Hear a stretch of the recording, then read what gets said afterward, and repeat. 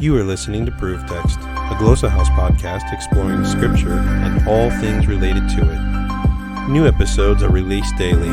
For more information, check out glossahouse.com and subscribe to our channels on Spotify and YouTube.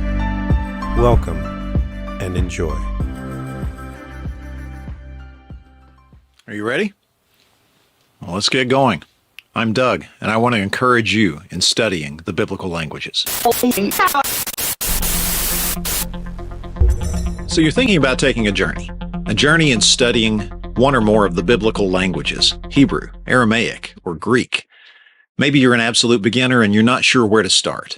Maybe you're someone who's been on this path and you want to return, but you're not sure how to begin again. Maybe you're a teacher and you want to encourage others to join this rewarding journey of studying the Bible in the original languages. Well, there's an old proverb that goes something like this. Every journey starts with a single step. But for many of us, figuring out how to take that step is exceedingly difficult. How do I start in studying one of the biblical languages? Well, a lot of it depends on your personal situation.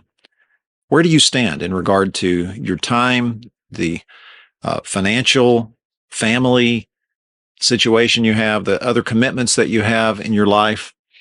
Is there somebody who can give you some good counsel? Now, I'm not talking about just some random person who doesn't know you or have your best interests at heart, but someone who knows you, who could help you pray through, talk through, think through what may be the next best step for you. You need to think about somebody who's maybe been on this journey already, somebody who is where you want to be, who could give you some good counsel from their own experience. Maybe you can find some community locally or online that you could get some ideas from as well. Now, depending on your situation, there's a lot of opportunities that are available, but there's more flexibility if you're not enrolled in a degree program right now. If you are not constantly hounded by the deadlines knocking at your door, you can take a lot more time and enjoy learning the languages, maybe a little more than somebody who's constantly under the gun of the deadlines. So what do? There's a lot of free online lessons. There are YouTube playlists and so forth, and many of them quite good. I highly recommend looking into things that are informed by second language acquisition principles and that teach language in a much more natural and enjoyable way of learning than simply trying to work through a book and do a lot of exercises. There are principles like sound before sight as you acquire languages that if you can take advantage of that, it's highly beneficial, even for ancient languages like Biblical Hebrew, Aramaic, and Greek. You can look at full immersion programs. If you have the resources and the time to be able to undertake something like that, you could go and study, relocate for a time, and be fully immersed in Hebrew, Greek, or Aramaic. So you can see what kind of opportunities there are out there for that. You might be able to find a tutor or coach locally or virtually online. You could also look into paid online courses or certificates, and a lot of schools will have. You can just take a short program, or you can just take a single course, and some of them are even self-paced or have very generous deadlines, so you're not constantly under the type of pressure you would be, say, in a semester course that has to follow the academic calendar. So those are some things to consider if you are not in a degree program. Now, if you are in a degree program and you are under deadlines, there are some things that you need to take into account depending on your situation, your program requirements.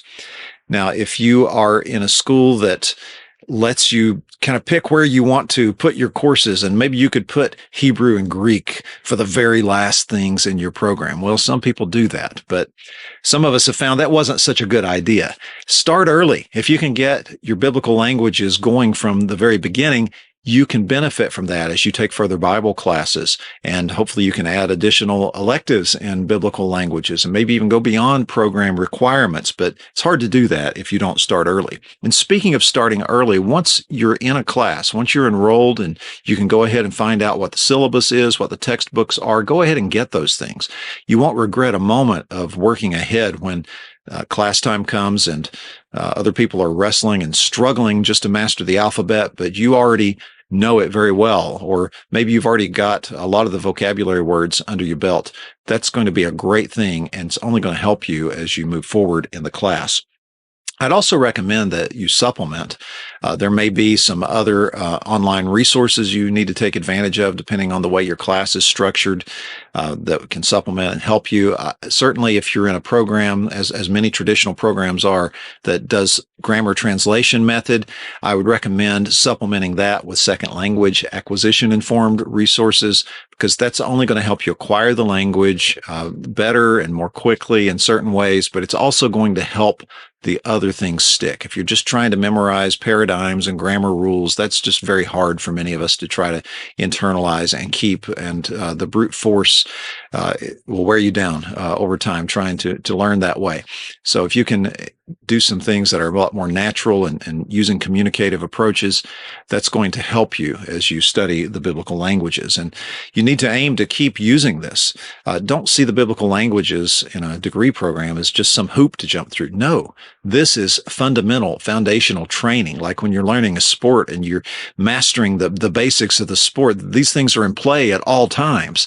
And when you study the biblical languages, you are building a foundation for further learning and for further study and teaching and ministry and all kinds of things. You can't put a price on how important it is to study these languages and seek to keep using them. Now, as you go forward, whether you're a traditional learner or non-traditional learner in a degree program, not in the degree program, you can experiment, you can switch it up, blend, revisit different approaches, but you've got to get going. This is the journey of a lifetime, and you're never going to find out all the treasures. So you need to get started and start enjoying them now. So identify your situation, your goals, your family, financial situation, your time, the location that you're at, etc. Look at an option that fits you in your area, in your situation, and dedicate yourself to learning. And then step out. Take those first steps. Get on this path. Get on this journey of learning the biblical languages. So every journey starts with a single step. What will your step be in studying biblical Hebrew, Aramaic, or Greek?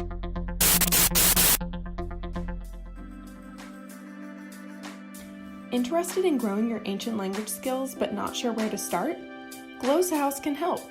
From illustrated readers and short stories to lexicons and grammars, Glossa House offers a variety of resources for beginning, intermediate, and experienced ancient language learners. Head to glossahouse.com today. Glossa House, language resources for the global community.